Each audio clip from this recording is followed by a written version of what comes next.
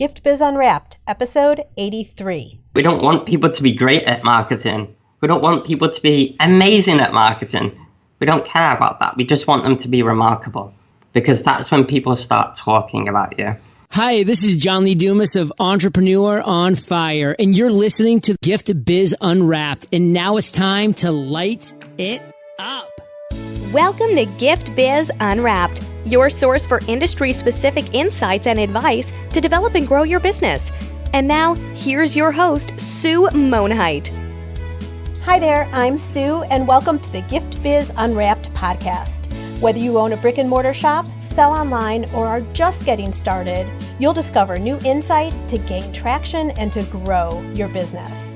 And today, I am so thrilled to have joining us Andrew and Pete.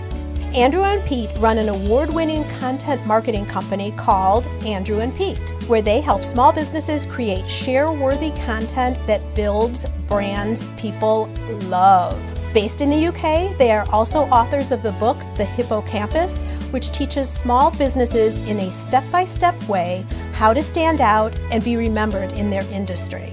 They are a regular contributor to Social Media Examiner and have been featured on the Entrepreneur on Fire podcast.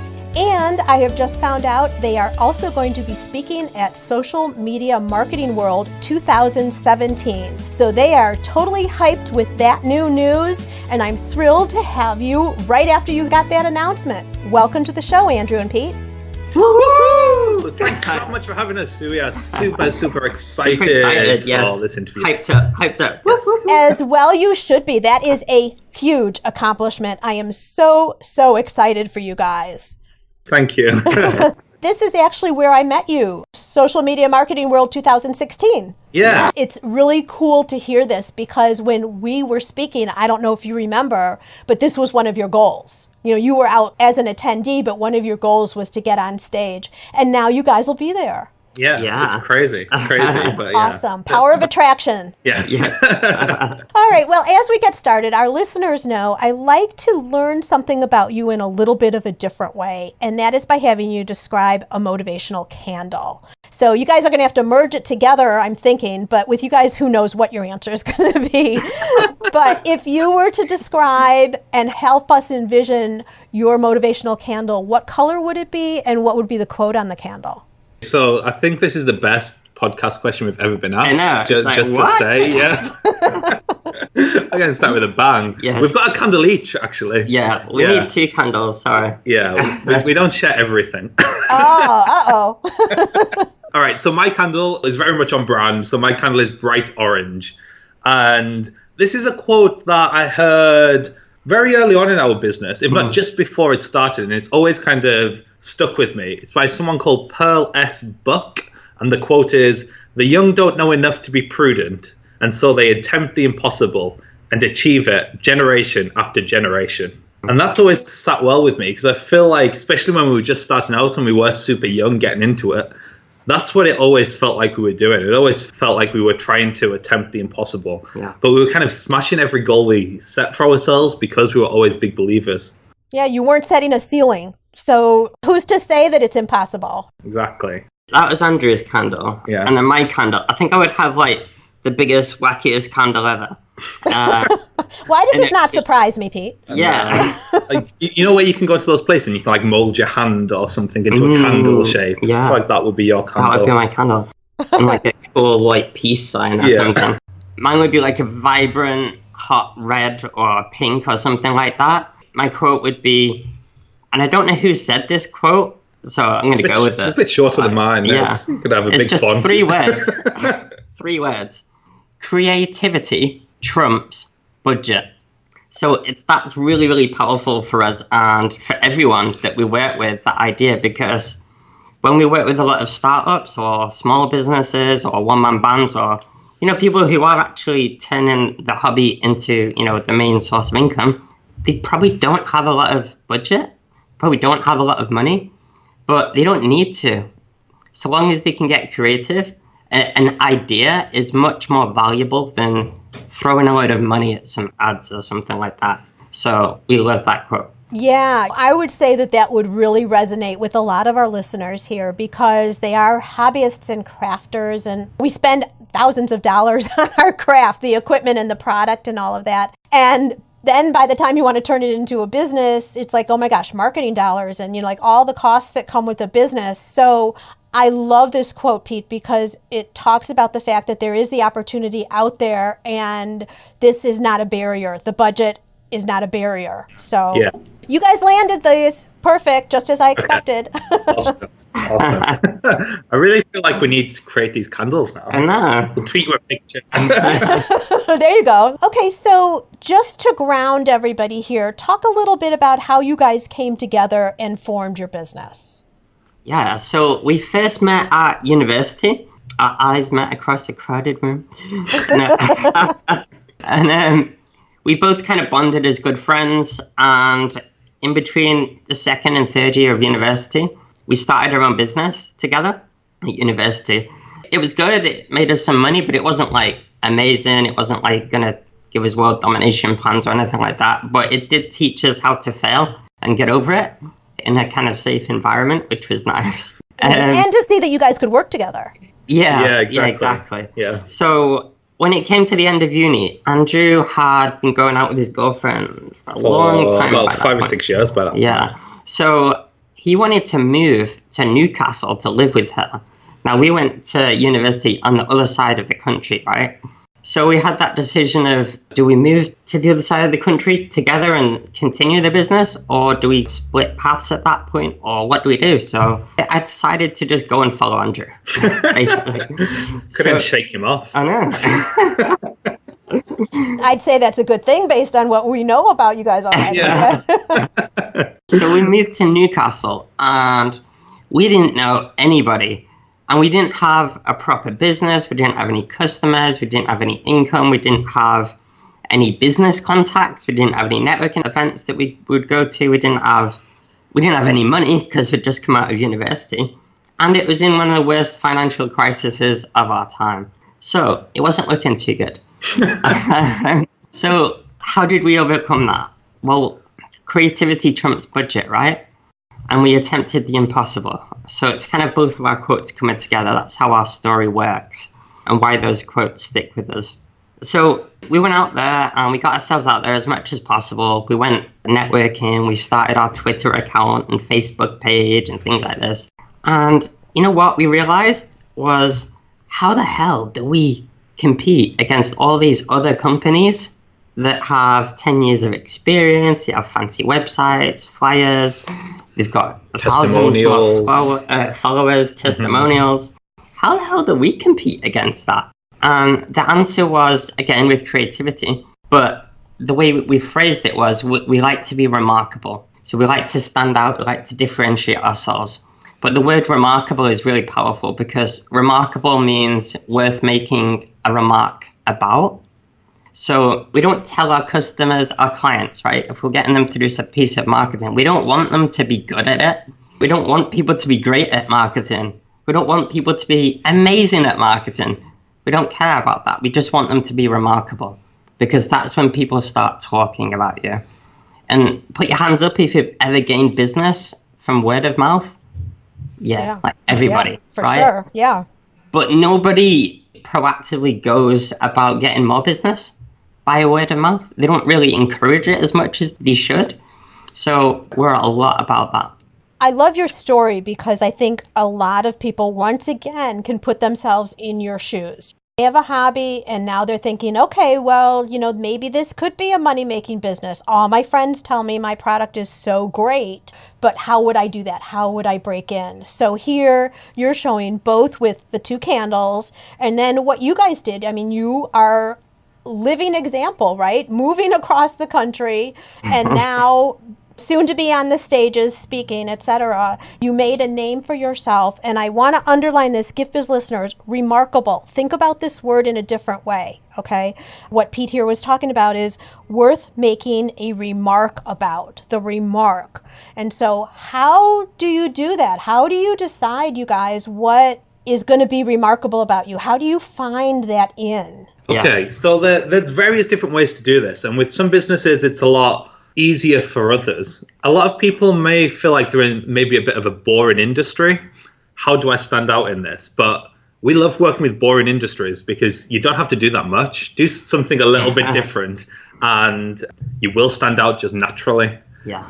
Right. So one of the things that we always go through our clients with is looking at what we call the norms of our industry, or the boring parts of our industry. So the things that are always the same no matter what company you look at. So is it business cards? Is it packaging? Is it shop signage? Is it your uniforms that you're wearing, right? All these things that can be just the same across your industries.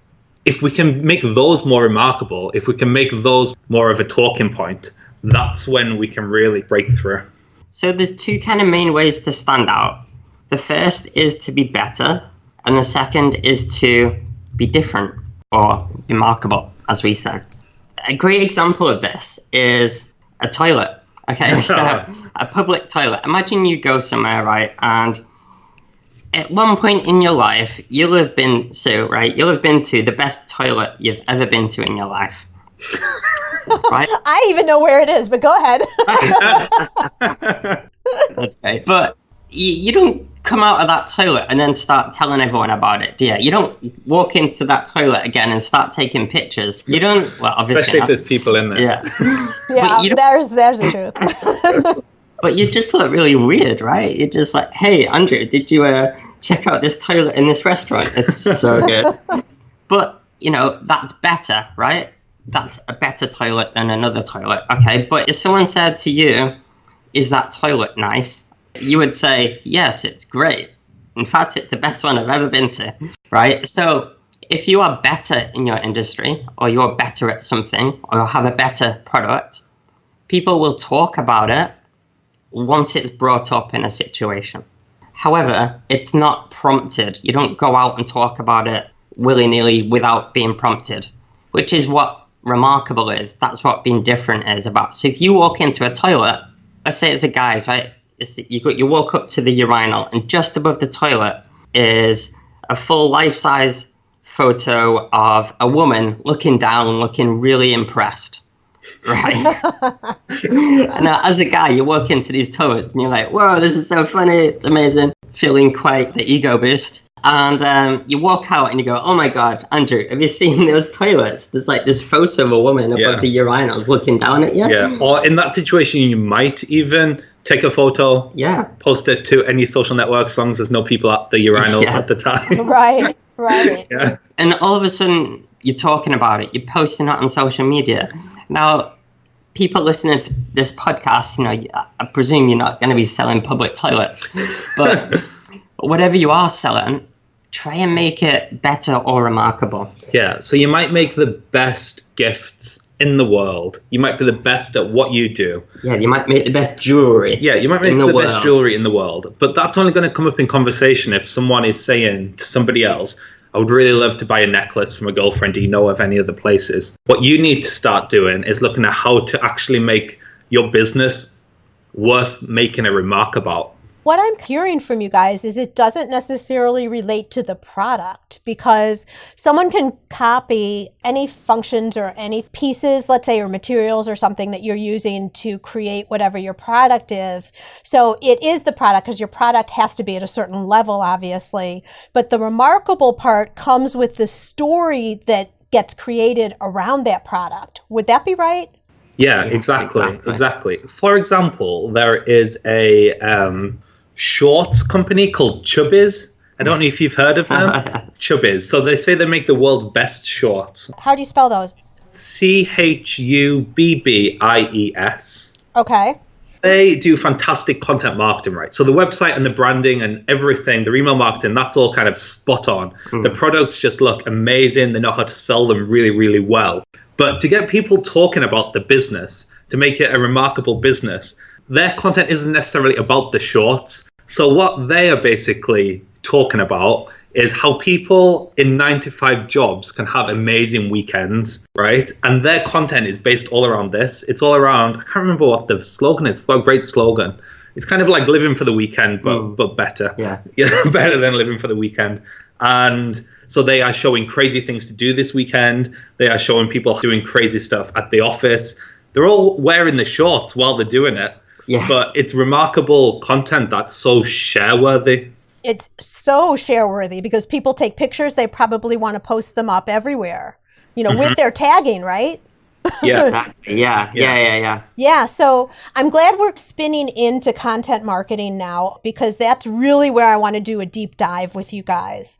So Awesome. you have your product and then you want to find a way to make it remarkable so that people are talking about it, initiating the conversation versus responding if someone's asking for a source. You build some type of story around it. It could be something part of the product that's unique, or it could be a story, right? And then is that single story what you're always using, or can you have multiple stories, or what do you say about that?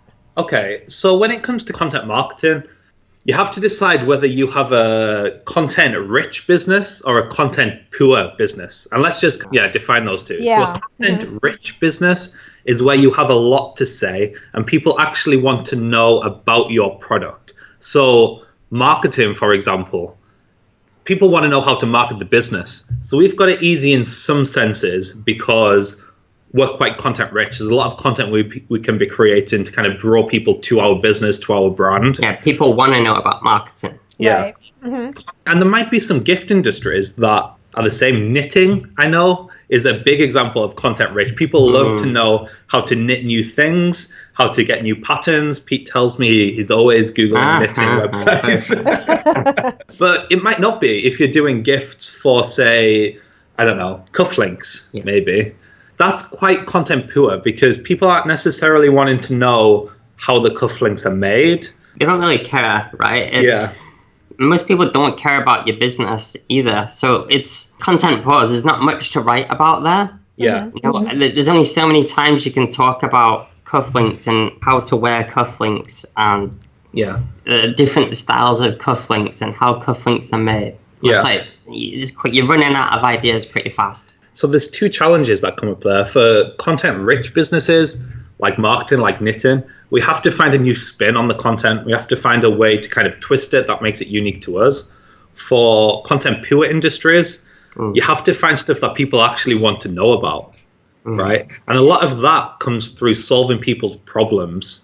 People might not be in the market right now to buy some new cufflinks, but they are interested in making the most of the wardrobe that they've already got. They might be interested in fashion trends for that summer. Yes, fashion trends for that summer.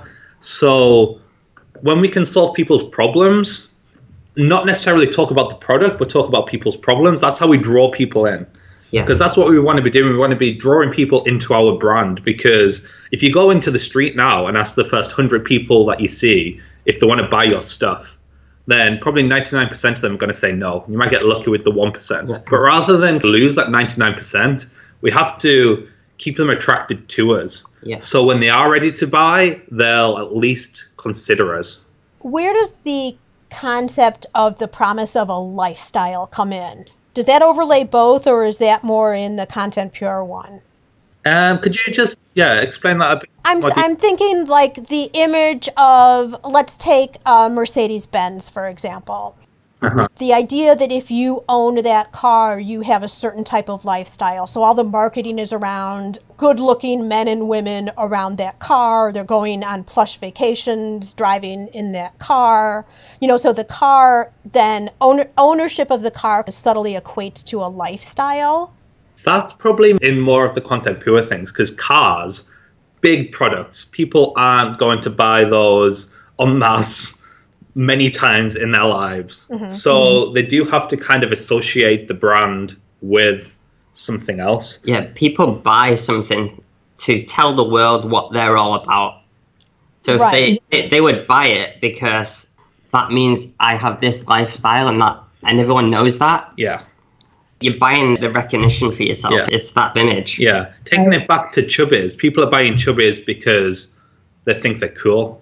Because they want to also have an awesome weekend. Yeah. So if you can, so that's lifestyle too. That's driving into a lifestyle, a feel. Like if you own this product, then you're a step closer to whatever that feeling is or that experience is. Yeah, exactly. Yeah. So for example, when it comes to your content, the recipe for your perfect content is something that's aligned to your brand values. Okay, so it maximizes you and what you're all about so that people get to know you, trust you, and like you. It links in with their problems, so it draws them in. And it's also aspirational. Okay, so Chubbys is the best jacuzzis in the world, for example. Or 10 things you can do on a $10 budget this weekend to live like a rock star. So it's all about how to live this awesome lifestyle in your Chubbys, right? Because if you're wearing Chubbys, you only really wear Chubbys when it's hot and when you're doing something fun or you're going out, right? That's two Brits talking here. So yeah, we only wear shorts when it's hot. Yeah. They're linking into that aspirational message. Right. And then they make it share-worthy. So one of the reasons people share is because it makes them look good to share it. So if you're creating content like the world's best jacuzzis, if you share that kind of makes you look cool in their eyes, right? Because it's like, hey, I know where the best places to put jacuzzi in is, right? It's all that self-image. What does that say about you? Well, it says that I'm like the extreme kind of guy that likes to live an amazing weekend. I'm fun. Yeah. So it's really getting to those nitty gritty like emotions and the image and things like that. It's the aspirational message people really want. So what we really want people to do that are listening is to stop thinking about creating content just around the product. Yes. Because that's only going to get you so far. We need to be thinking a bit broader. How do we draw people in without just talking about features and benefits is what kind of marketers have been plugging for years now. What's the features, what's the benefits? That's what we have to talk about. But try to think more about the problems that you're solving. Yes. Yeah, and so let me summarize here. I think you were really talking about, in terms of content marketing, 4 points. Align with your brand values. So that is what your company stands for, what's important and what represents your brand. Then link to problems that your customers have. Use that for content. Make it aspirational. That ties in a little bit of the lifestyle that we're talking about. And then make sure to position it so that it's share-worthy. So people, they are looked back upon as a valuable informant because they've shared content that you've created. Yes. Yeah. It's that social currency. It makes them look good. Yeah. Like, for example, there's a secret bar. Okay, it's not so secret anymore. I just told everyone. But there's a secret bar in New York, and it's called Please Don't Tell. And the only way to get to it is to go into this restaurant. I mean, it's just a standard restaurant. You wouldn't, blink an eye at it. Just a normal restaurant. You go in, and there's like a novelty telephone box in the corner. Again, you wouldn't really think any more about it. But if you go into that telephone box and dial 0, you get to go inside this secret bar, right? Now, how cool is that? That's remarkable. If I was in that bar, I would be taking so many selfies. Like, look at me, I'm in a secret bar. Woo! Right. I go and tell everyone, right? Because it makes you look good. We want people to take that same principle and apply it to their content. So we want people to make others look good with their content. Make your target audience look good by giving them something that they can share. Okay, so I am thinking that a lot of our listeners are saying, okay, I'm super creative already with my product, but I have absolutely no idea how I would do this with my product. Yes. And let's go further. Let's say, okay, I'm going to say that my product is, because the first thing you should do is you need to define if you're content rich or content poor. Mm-hmm. Can you give our listeners a couple of ideas of how they could start thinking and gravitating to what would be that thing that is shareable and aspirational? How do they get to those thoughts? So there is a cool strategy that we use. We usually do it on a whiteboard, so I'm not sure if this is going to come off well on a podcast, but we'll give it a go. So it's called Problem Maps by another British marketer called Grant LeBoff, who is an awesome marketer as well, if you want to check him out. So he wrote a book called Stickier Marketing that kind of debated whether features and benefits were still relevant. So what you do is you kind of draw a grid and it's 4x4, and then you create 4 headline problems that your product solves. What's a good example, Pete? Yeah, well, let's do a gift. Let's do a How about candles? Candles, right? Okay. Candles. Yes. So what problems do candles solve? What problems do candles solve? Okay, so my home doesn't smell very good. Yes. That's a problem. Uh-huh. My home doesn't look very good without candles. That's a problem. I want to relax at night. Yeah, I want to find some cheaper alternatives to decorate my home. That can be Or decorating for a special party or something. for a special party, and I can't find a cost-efficient way of decorating. And that one that you decide. I want to relax at night. Yeah. So there's kind of like 4 main headline problems that you've got there that you can start creating content about. And that's where people usually stop. But then what this tool does is it takes each of those 4 headline problems and it asks you to think of 3 more resulting problems from that. Okay, so my home doesn't look very good. What is a resulting problem from that? Yeah. Okay, so my friends don't want to come over. Yeah. I don't want to host that dinner party because I'm not confident about my house looking good. Or I'm thinking on the spot here. Yeah. It's not exciting and comfortable to come home because I just don't it's not a comfortable atmosphere. Yeah, exactly. I don't like coming back home because it doesn't feel like a home. It just feels like a house. Okay. We usually, once we've got like a group of people together and we've got a whiteboard and we're going for it, you can really come up with loads of ideas if you kind of push yourself. Yeah. So we usually go for 3 resulting problems each, but then we push them and they come up with more. Yeah, and by the end of it, they've got so many ideas. all these problems that their product solves. Yes. And then we start looking at what's crossing over. So you can have resulting problems that fall into different categories. Then we apply those to the brand values, so what kind of makes sense to talk about. And then all of a sudden you've got actual content that is more enticing than just, here's my candle, compared to 5 ways to make your home look affordable on $100 budget. Not only that, it's not around the product anymore, but I think so often now there's a big topic that comes about and everybody's writing on the same topic. And I think when you get niched into some of these industries like candles, everyone's writing about the same thing too, even if it's not just the product. Yeah. So this is a way to get down to some really creative, standout, and dare I say remarkable types of topics. Yeah, because once you apply the problem maps to a strong brand and a strong aspiration, that's when things really start flying.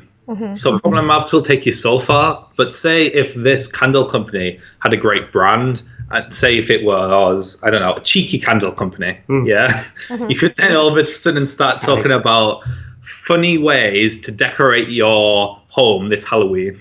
Yeah. Okay. So people do this, and we're talking through it, and they're like, yeah, well, this isn't going to produce much. But actually, like, once they've gone through it, it'll blow them away because they'll come up with so many much cooler ideas. Honestly, it's incredible.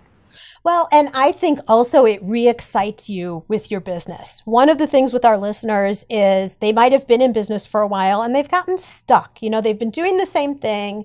They're not seeing an increase in sales. It's just kind of the same old. Holidays come and go and they're repeating the same types of things. This idea for content marketing and brand new content, and content marketing just doesn't mean emails or social media posts. It could be window display themes. Like it could go permeate throughout the whole business, right? So it's a way to reignite and re-energize a brand that's kind of gotten into kind of just petering along, if you will. Exactly, yeah. And we absolutely love how you've phrased that because we're all about having fun in your business, as you can probably tell. Couldn't guess that one. If you're not having fun, if you're not being yourself, then things start to become a whole lot harder. One of the biggest issues we see these days is people pretending to be someone that they're not, or someone who they think they should be. You know, I'm going to use this professional blue color, and I'm going to use all this jargon and try and make myself sound really good and corporate. And sound like I have a big team behind me. I'm going to use words like we and us when really it's just I and me. As soon as you start doing that, it becomes fake and it's not real, and people don't quite trust you. They don't quite see you. It's not real enough for them. They may not be saying that they don't believe you, but there's not the connection. It's not coming together. Exactly. By being more real and just being more you, which is why the brand is so important, then all of a sudden you start to get people that really like you and trust you. Who cares if people don't like you? We were actually really proud. If someone comments on one of our videos and says, I hate you guys, no one's really ever done that. But I was just going to ask you that. I don't think so. But there's this lady called Sue who did that. But the thing is, not everyone is going to like and resonate with you. And if people do, then you're probably pretty bland and right down the center. I mean, you're talking about being remarkable, being different. And by doing that, you're probably going to only capture some segment of an audience, but they're going to love you. Like the people that are with you will love you. And that's what you want. Yeah. They're going to buy from you. They're going to support you. They're going to share your stuff, all of that. And we don't need millions of followers to be successful. We need people who are committed and loyal. Yeah, you want a brand that's divisive. You want a Marmite brand. You want people to either love you or hate you, because either way, they'll be talking about you. I'd rather have 50 people that love me and will buy and share everything we do than have 100 people that are pretty, on the fence about us. Absolutely. Yeah. Yeah, it's so important to have that brand and to be a little bit more edgy with your business and with your content. How many boring blogs have you read?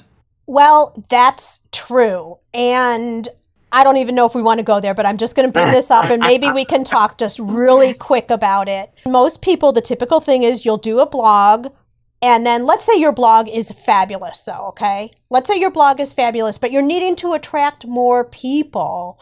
So you're going to get people over to an email list, and then you're going to email the content of your blog, right? Or video in your case.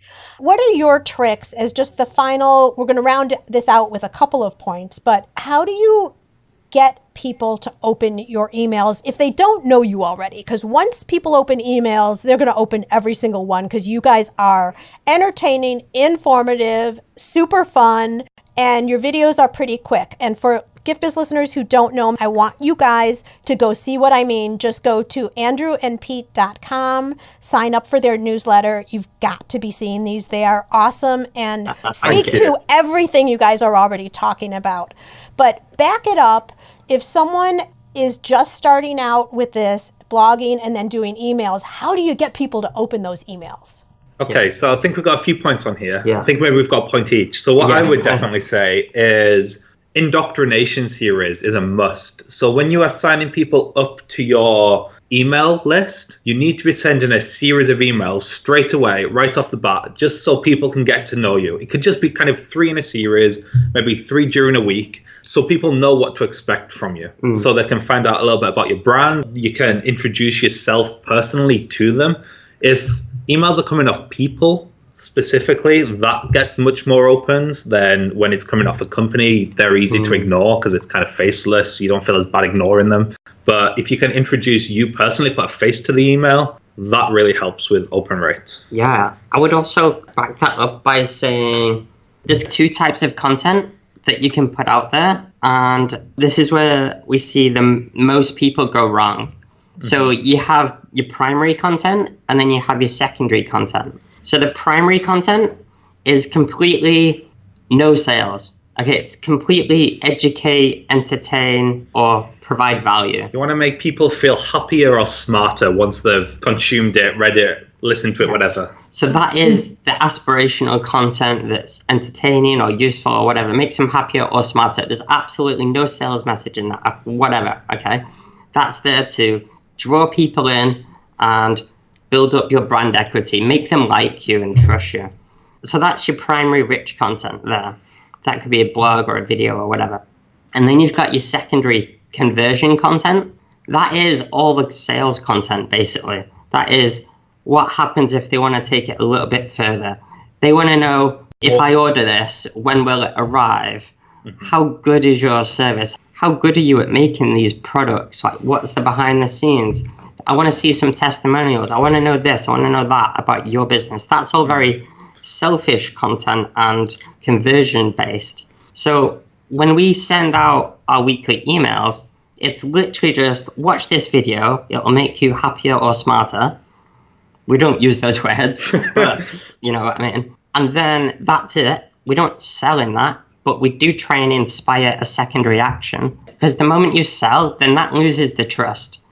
Okay, so last time I opened Andrew and Pete's email, it was really good and I learned something, or it was really funny. So next time they send an email, I'm going to open it again. Whereas if I was to open Andrew and Pete's email and they were to lure me in with some sales spiel that sounds like they're going to provide me with some value, but bang, then they hit me with a sale, all of a sudden they've wasted my time. I wasn't in the market to buy right now. I've not asked for that sale.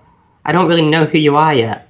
You haven't proved yourself to me yet. So just send primary content and build that brand equity. And then at some point when you're ready, when you feel like you've built up enough value and credibility and trust with people, then send a sales email, right? Yes. We actually get less people unsubscribing on our sales emails than we do to our actual content, which is ridiculous.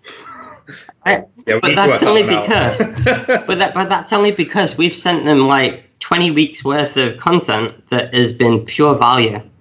They love it, they share it, they like it, they comment on it, they tell us they really like it, so that one day when we go, you know what guys, we have this product, do you want it?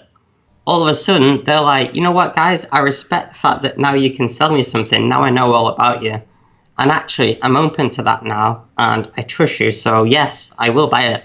Can I just add one final point on email marketing as well? I feel like this is super important specifically for the gift industry, is that segmentation is key with email. So yes. If people don't know you, if they've just subscribed, you don't want to hit them with sales stuff straight away. If they're already a customer, if they're used to buying from you, we can maybe increase that a little bit more than we would everybody else. And if we can do that in clever ways, for example, I was buying flowers for my mother the other day because it was a birthday, and I live in a different city, so I was buying them online through a website called Interflora. I don't know if you have that in the States. You can basically order flowers to anywhere in the UK through Interflora. One of the tick boxes right at the end was, would you like to be reminded of this via email next year? And I was like, yes, I would. That's good. So if we can build that into our email as well, like more clever ways of giving, because that's useful and salesy at the same time. Perfect, because we're talking about emails, and I like that you're talking about build the relationship first, and then you have the right to talk about other things that they can get by paying you money, right? Yes. And then also segmenting based on the relationship level that you have with each customer. So beautiful. Yeah. Perfect. All right. And again, I just want to make the comment, you need to go over and watch them, because all of this will come full circle when you see one of their emails. That includes a video. I think they're YouTube videos, pretty sure. You'll understand this even more when you see some of the stuff they do. Plus, your content is fabulous. So thank you very much. I'm saying it twice because I really want people to do it. Any final things just to close the loop on all that we've been talking about to this point? Are we good? I think we're good. I would say maybe final point, be brave, go for it, enjoy it, and don't be kind of one of these stagnant businesses that just copies everybody else. Take a risk and make it fun, just like you said. Yeah. Andrew and Pete, I want to move now into the reflection section. This is a look at you as your candles are burning to see a little bit more of what's made you successful. What is one natural trait that you have that you think you're calling upon all the time that is leading you to your successes? This is a great question. I think for both of us, it's probably why we became friends as well, was that we're both super persistent. So we hate giving up. We don't particularly like losing. We hate the feeling that we haven't tried our best. And we constantly kind of pushing ourselves forward. If things don't work, it's gutting and we hate that feeling, but we're always going to keep on trying. We're always going to get ourselves back up and try again, go for the next thing. Stubborn, I think, is probably another way of putting it.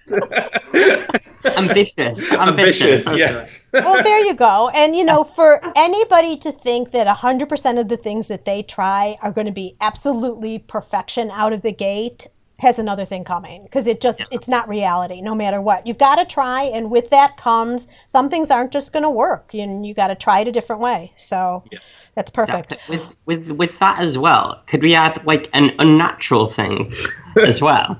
Sure. Like an unnatural trait that was not maybe unnatural, but it took some work.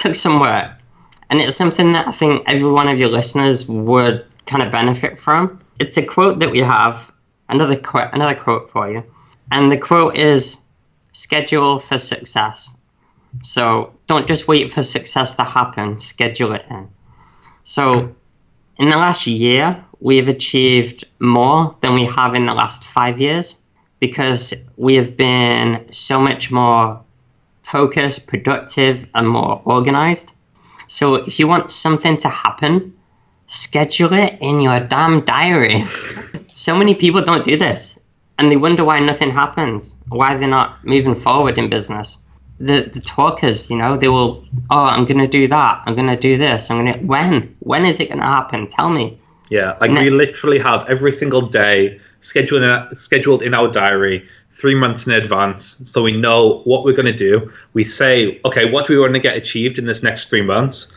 How many days is this going to take us?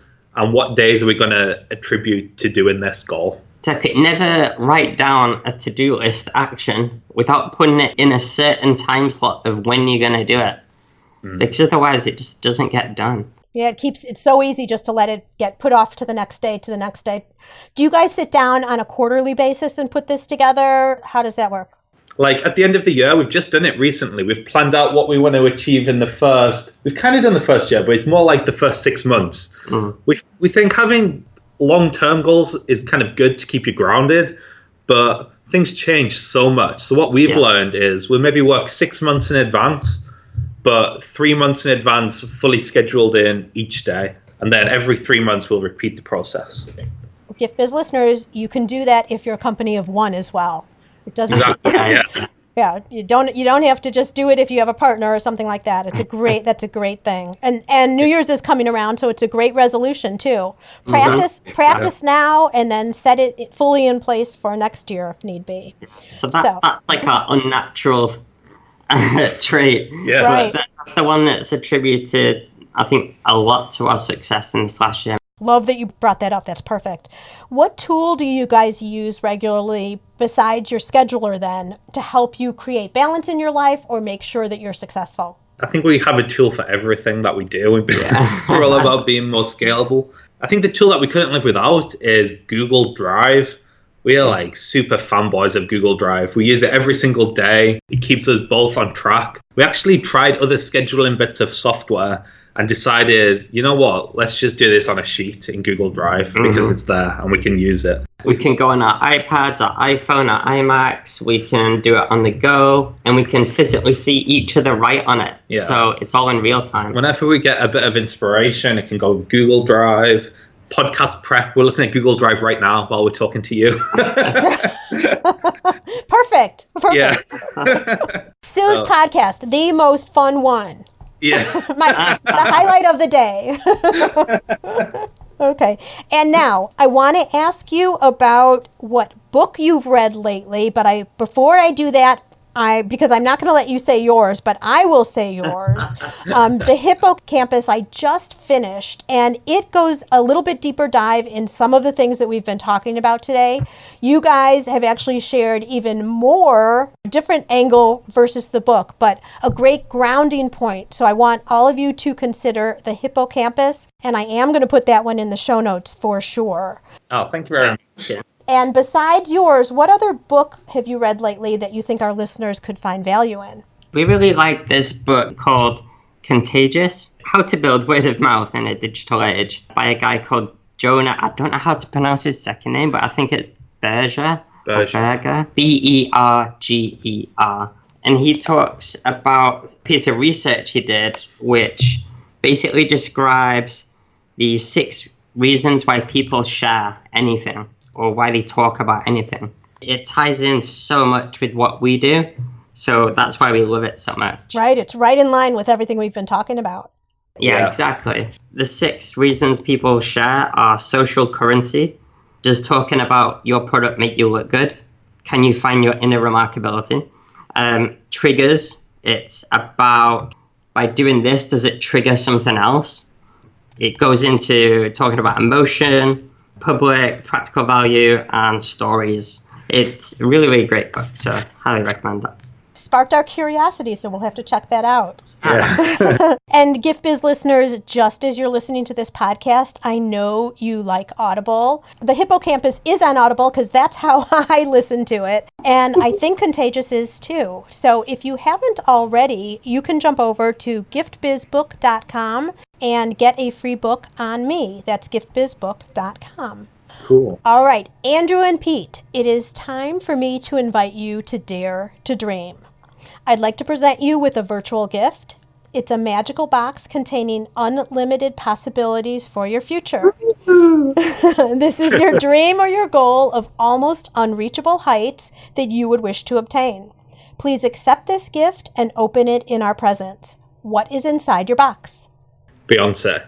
No, I'm just Okay, no, I'm just joking. I think I hear a knock on the door. Go open.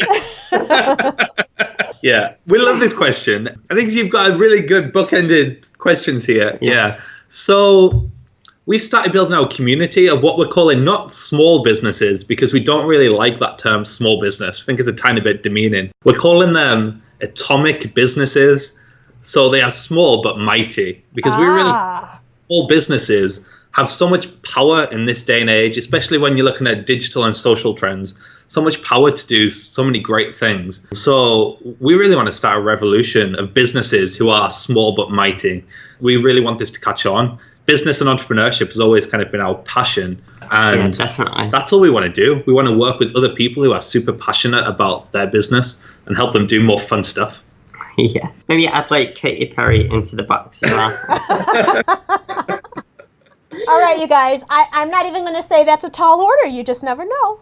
Yes. But I think you're so right. When you talk about small businesses, I love that you talk about atomic too, because so many people think the size of the smaller businesses puts them at a disadvantage. I would suggest it puts them at a huge advantage, because they're very nimble. They can change. They don't have to go through this hierarchy. They can make adjustments and make plans really quickly. In my past, I used to work with a lot of bigger businesses, and it took forever or never happened because someone at the top who was really somewhat disconnected didn't understand what the value would be. Yeah. So huge opportunities. And I love that you're rebranding, and I love the fact that you've identified that small is not necessarily the connotation. Yeah. It's atomic. Yeah. Now you just need some big sound effect every time you say atomic every or time you say something. it. Like a Snapchat filter. There you go, for sure. All right, so Gift Biz listeners, you know there's going to be a show notes page. I will have all of Andrew and Pete's social media there, the website, all of that. But for people who are maybe out and about right now, not going to access the social media page, where would you direct them, you guys, if they wanted to learn more about you? So our website is andrewandpete.com. So that's a super easy one to remember. Yeah.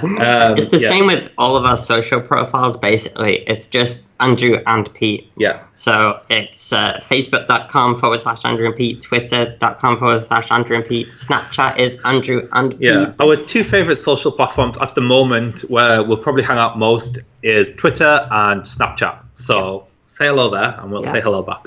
Sounds perfect.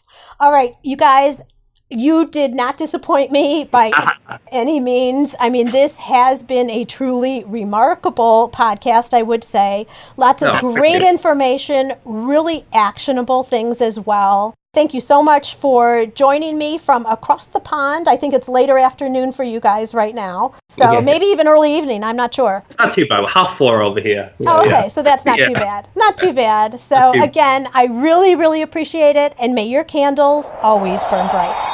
Thank you so much for having us. Thank you. It's been a blast. Where are you in your business building journey? Whether you're just starting out or already running a business and you want to know you're set up for success, Find out by taking the Gift Biz quiz. Access the quiz from your computer at bit.ly/giftbizquiz or from your phone by texting Gift Biz Quiz to 44222. Thanks for listening, and be sure to join us for the next episode. Today's show is sponsored by the Ribbon Print Company. Looking for a new income source for your gift business? Customization is more popular now than ever. Brand your products with your logo, or print a Happy Birthday Jessica ribbon to add to a gift right at checkout. It's all done right in your shop or craft studio in seconds. Check out theribbonprintcompany.com for more information. After you listen to the show, if you like what you're hearing, make sure to jump over and subscribe to the show on iTunes. That way you'll automatically get the newest episodes when they go live. And thank you to those who have already left a rating and review. By subscribing, rating, and reviewing, you help to increase the visibility of Gift Biz Unwrapped. It's a great way to pay it forward to help others with their entrepreneurial journey as well.